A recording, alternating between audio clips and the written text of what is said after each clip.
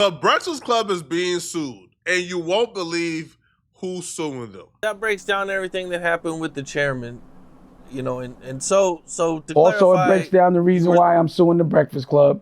But I also sent the demand letter to pause the Chris Brown lawyer and everyone that was in that whole circle and scene for $200 million. I also sent the demand letter to the lawyer of my baby mothers. I'm not suing my baby mothers, but he was representing them both, and he did a lot of. So I sent him one too as well. And I got a couple more.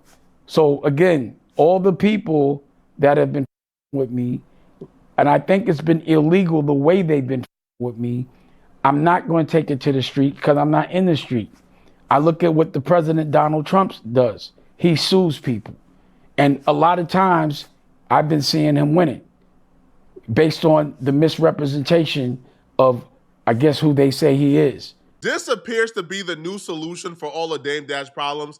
I think Dame Dash threatened to file a lawsuit against Cameron, or no, he actually went through the process of filing a lawsuit and submitting it against Cameron. He even threatened to file a lawsuit against Revolt because Revolt came out and said that Dame Dash is lying about being the chairman of Revolt and that there's no pathway to ownership for Dame Dash, even though Dame Dash said he was chairman. And if the chairman thing went well, he's thinking about buying Revolt, and there's a pathway to ownership to Revolt if he put his original shows on Revolt. Revolt came out and said that's a lie. Well, Dame Dash is apparently threatening to sue Revolt over that as well. He called me recently and told me, yo, you still want to buy Revolt? Knowing that, and when I looked at the books and I brought it to a very, very credible financial institution, and they said this shit ain't even worth the debt. You know what I'm saying? So I didn't even call him back after I looked at the books, you know, and the only reason why I'm saying is because he publicly said that I wasn't trying to buy. There was no pathway for ownership. So this is the only reason why I'm discussing it, because he, you know, again, they was with me. Then like Cam admitted it on his television show, and to this day, Revolt, after I sent them the demand letter, they're still playing that shit. So my intention is, I'll give them a couple more days to, you know, get their shit together, but I'm a file. I sent them the demand letter, and you know, it is what it is. You're not going to compromise my reputation. Plus, it just seems like the Tavio's only representing what's in the best interest of the common stock. Listen, I don't know who's telling the truth in this Dame Dash and Revolt situation, but usually when you come out and announce that you're the chairman of a company and the company says you're not the chairman, I'll probably take the company's word for it because they would know more about their business than you would. And, you know, like the theory that, yo, they conspired with Cameron to give you false hope or to give you fake documents of you being the chairman, I don't know. I don't know if I'm buying that, okay? But back to the Breakfast Club. Why is Dame Dash suing the Breakfast Club? Well, Dame Dash believes the Breakfast Club has been covering him unfairly. Now, Dame Dash would also say that he's suing the Breakfast Club for things that took place in the interview, such as the moment where Charlamagne the God told Dame Dash his sneakers were dirty. Dame Dash says that right there harms his reputation because Charlamagne the God admitted that he was doing it just in jest. We can lift it. Curtain, y'all in the behind the stage. A curtain, y'all in the coffin. I would never. This is uninspiring. It's just dirty and all that.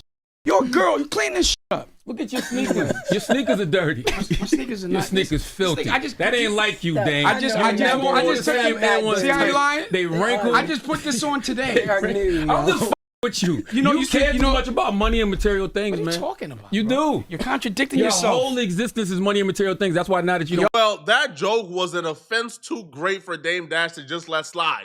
So Dame Dash has announced that yes, okay, he's suing the Breakfast Club because they try to play with him in that interview. Whatever reasons, they paying him. So I'm just doing what the president does. President filed for bankruptcy 8 times, then it's all right for me to do it. He's a billionaire, so then I could be a billionaire. He's the president, so then I could be the president. He says what he wants, so I could say what I want. He sues people, so I could sue people. It's the American way. And that's what people had been doing to me, but I wasn't doing that because I'm just not that guy. Let me go back to the Breakfast Club real quick. You know, you went on there, it went crazy.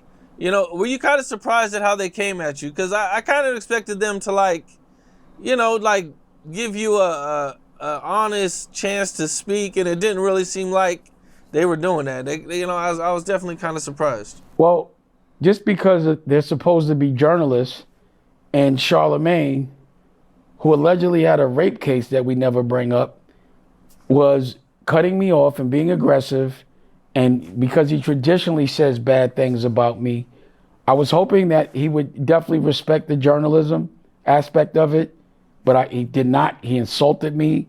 I showed him the documentary, the docuseries. He still said I was lying. He even said I had on dirty sneakers and admitted that he was lying. But the thing is, we on the radio. So if you say I got dirty sneakers playing or not and they can't see it, then they're going to think I got on dirty sneakers. And it's going to get into the algorithm. Dame has on dirty sneakers. I don't want to hear that when I got on new sneakers. What I didn't like is that they were lying. I didn't like that no matter what they saw, they were saying the opposite and putting a negative slant on it and not celebrating it. And what I really didn't like is the way they had interviewed Ben Shapiro, someone that triggers our culture constantly. They gave him the utmost respect. They let him talk. I mean, it was almost like they were kissing his ass, the same way they were kissing Lior's ass. You're not winning a lawsuit as Dame Dash because somebody say your shoes are dirty. That's just not happening, bro. Like, you're not winning that battle. There's not a court in the United States, probably in the world, where you're winning a defamation lawsuit because they say your shoes are dirty. Give it up now. Don't waste the thousands of dollars, maybe millions of dollars in lawyer fees, bro. Just give it up.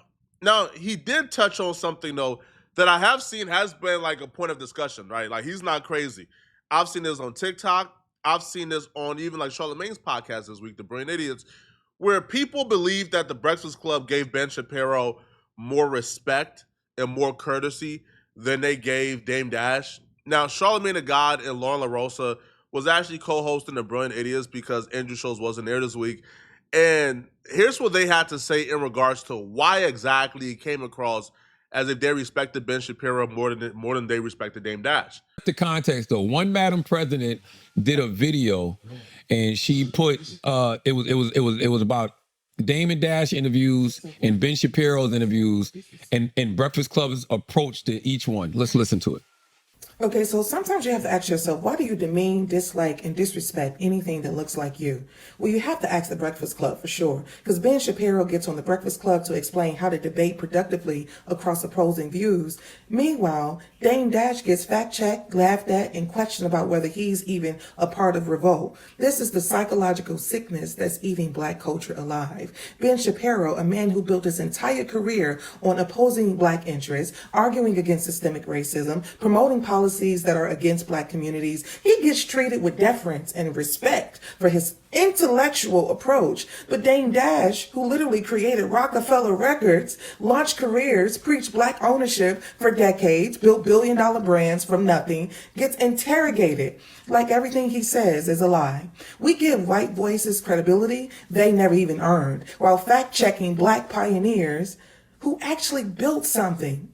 This is about a historical pattern. We've been doing this since Elvis stole from Black artists, since rock and roll got whitewashed, since jazz got repackaged for white consumption. Black culture creates, white culture profits. And somehow we end up respecting the thieves more than we respect the originators. Dame Dash represents Black ownership in an industry built on stealing from it.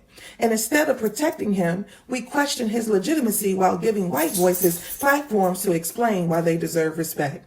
I know you're going to say, well, Dame Dash, he said this and that. And I'm not here to negate that. But I want to say agreement is not a requirement for respect. And they've proved that with Shapiro. They disagreed with his politics, but respected his right to explain his position without interruption, without laughing, and without fact-checking. Dame Dash is a part of the historical side of hip-hop, no matter if we give him credit or not.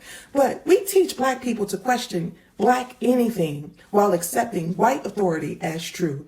You got to remember those kids in the doll test, the ones who were asked, which doll is ugly? Which doll is dumb? And they pointed to the Black doll. Yeah, well, those kids grew up. They're adults now. They're voting. They're hiring. They're teaching. They're working at corporations and still pointing at the Black doll. Except now, the doll is you. I'm Madam President with a Z, and I'm 100% politically incorrect. And if you know this is to be true, comment true. I want you to be a part of my community. Salute to the one, Madam President. I watch Her delivery was. I watch a lot of her. She's really good. I She's love really good. Black women. What's your thoughts? I think number one, I don't know.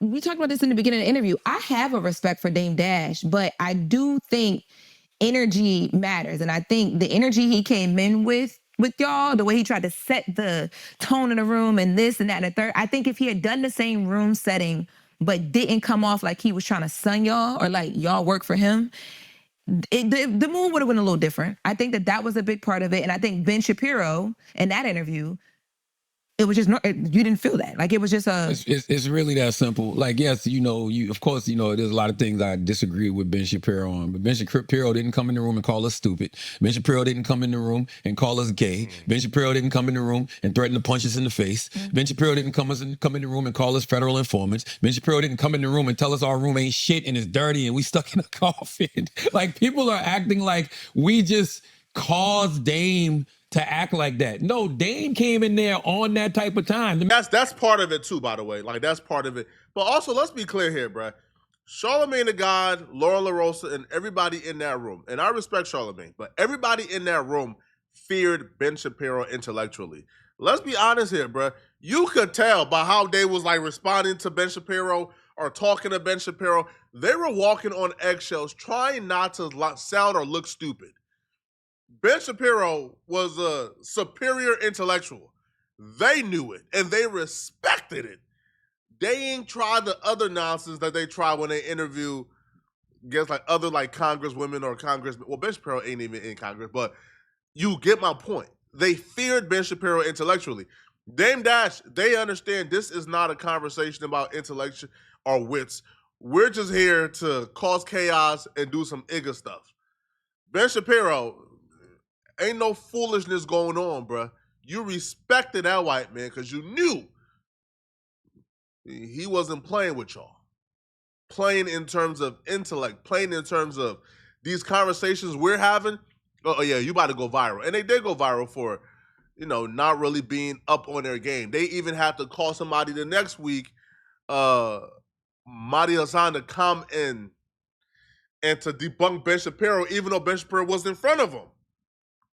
So Dame Dash would also say that he believes that Jay-Z is putting the Breakfast Club up to these antics because Charlamagne the God wore like a Jay-Z shirt during the Dame Dash interview. So Dame Dash believes that Jay-Z is trolling him in like a complicated way by using the Breakfast Club to disrespect him or smear him week to week. And I want to know why they would let someone that we consider offensive, and not me being a person that's only tried to help our culture, why they give them so much respect. Why do they let them talk without interrupting them? And why they don't question anything that person says? Why would they do that to somebody black? And why you always wearing them paper planes? So if you are working for somebody and I have an issue with someone, at least, business issue, and you keep downplaying all my shit and wearing the clothes that man makes or his company makes, I'm going to think it's coming from him. Pause. And I'm thinking he's doing it intentionally to be like, yeah, I got power and I got literally, and I can make them talk to you. And I'm going to wear a picture of his face on his chest as if I'm talking to him. So every time I hear something publicly said about me on one of those platforms, I always think they're speaking for him. I always think those are his words. When I say her, I mean Charlamagne, but when I say him, I'm talking about Jay. And he's cunning and he likes to troll and he's going to troll in different ways. So me thinking of all angles, I'm like, so a dude's talking bad about me, challenging me when he shouldn't for no reason with a picture of this certain person's face on, then that's that person telling me I got him too. Pause. And every time someone says something about me, I think they're told to say it. That's just my assessment unemotionally from a godfather's point of view when you think things out. Because when you have to deal with certain situations, you have to think about things, all angles, and you have to look at their perspective.